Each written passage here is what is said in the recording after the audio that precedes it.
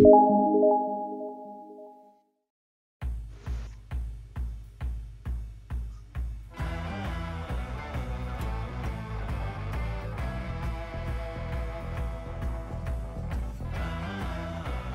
guys, so this is the comparison of the DC Multiverse McFarlane King Shark buff and the Gold Label King Shark. Okay, so this is the Gold Label King Shark and and this is the build. Okay, so basically they are just the same. The most noticeable na difference lang talaga nila is I think yung shorts nila, and then of course yung bloody mouth nung Gold Label na King Shark that comes with an accessory.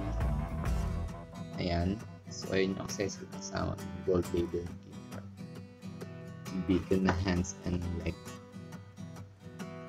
Ayan. And then check na rin natin yung articulation ng King Shark, since dun sa Suicide Squad set ko is binuo ko lang si King Shark. Sobrang bigat niya, so hindi ko na lang kung gaano siya bigat. So yung head niya, yan. Yung side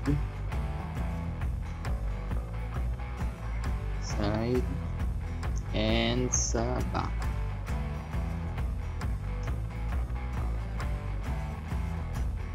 So yung head niya can be moved ganyan sa down, ganyan movement, and of course may articulation din yung jaw niya para mapakita yung teeth. Ayan, actually medyo sharp na konti yung mga teeth, golden. Yan, medyo pinkish yung niya inside ng mouth niya. For the hands naman, so yan yung reach niya, kaya, and then wala siyang biceps swivel dito, and then single jointed din yung elbow. His hands medyo weird kasi ganyan.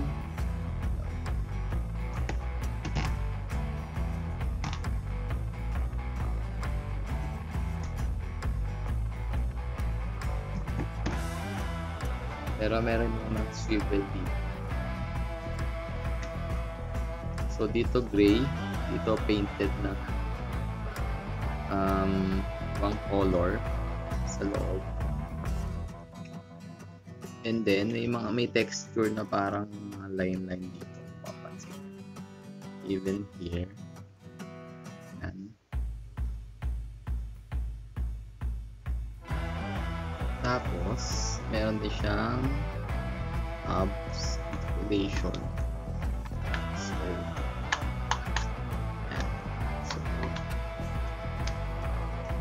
may ikot naman siya decently. Although na-notice ko, yan, nagkaroon ng scratch yung paint pag-twist ko sa kanya ng 360. And then of course meron din sa hip. Yan, nagkaroon siya ng scratch. Yan. And then yun nga, short niya is rubber, medyo soft, and tingnan natin kung na-apektuhan yung movement niya. Medyo na-apektuhan kasi hindi naman ganun soft yung short niya. And feeling meron siyang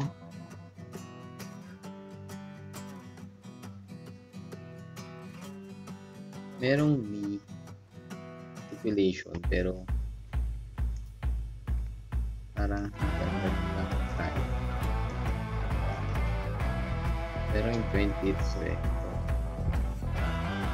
Pero hindi ko siya mahilig. Nag-hinder nga talaga yung short.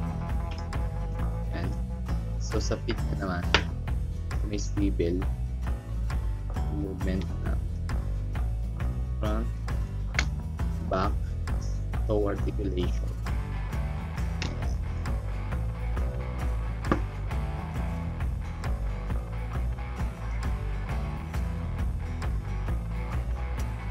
So medyo weird lang kasi may articulation siya sa knee.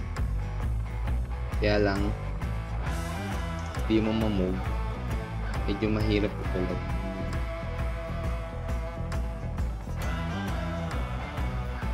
Try natin. By the way, ito pala yung comparison ng short nila. So yung ano lang, yung paint lang yung pinagkaiba. Yung design lang ng short lang. Ayan.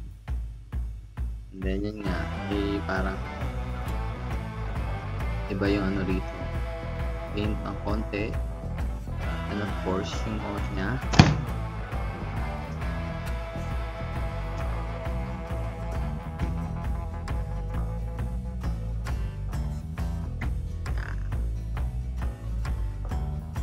So yung mouth nito is bloody red, ito pinkish.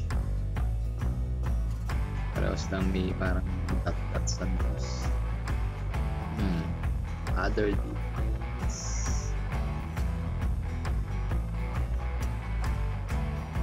Wala na ako nakita ibang difference dun sa main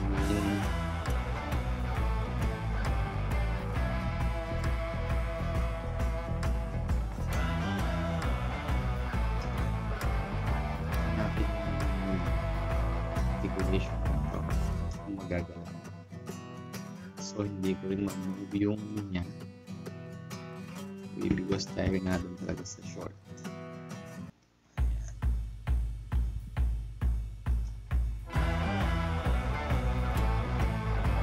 So this is our foldable chart in the build-up video.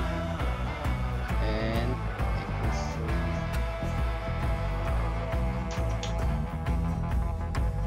have here Limatel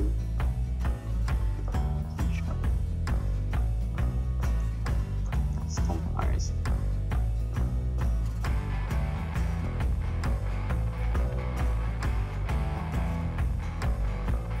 Complete na yung camera.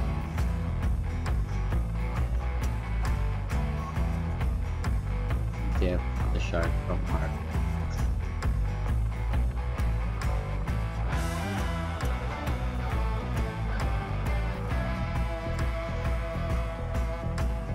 So, check natin ang medyo malapitan.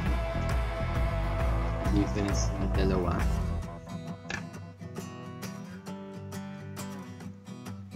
So, sa body pa lang, wala kaming difference. Then, ito, hindi ganun ka pinkish yung mouth niya kahit hindi kasi ng blood. Mega fit.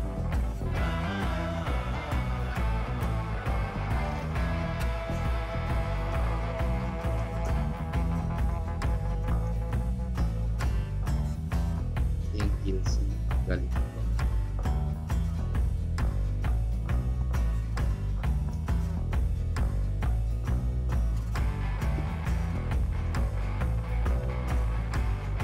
Although, ito talaga mas mabigat.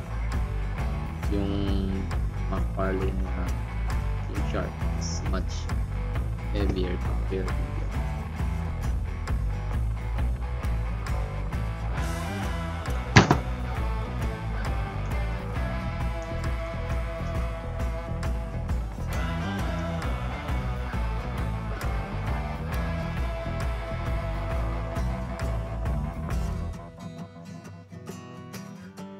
and of course our special guest is see Jeff Blanchard.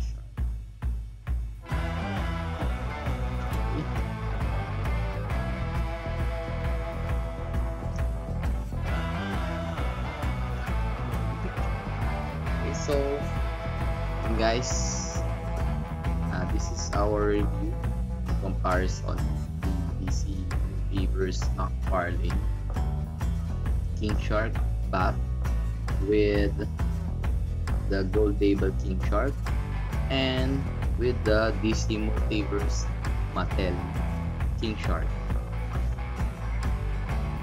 Here is pala itong additional na comparison natin with the Goldable Armor Darks. So color ng konti si Darkseid compared kay King Shark even with the Goldable. Pero unfinished lang natin.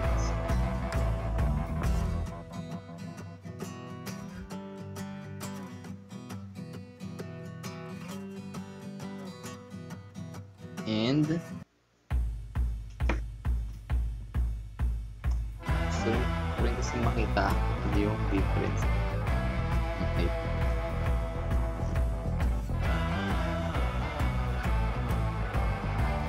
Kawawang si Devastator.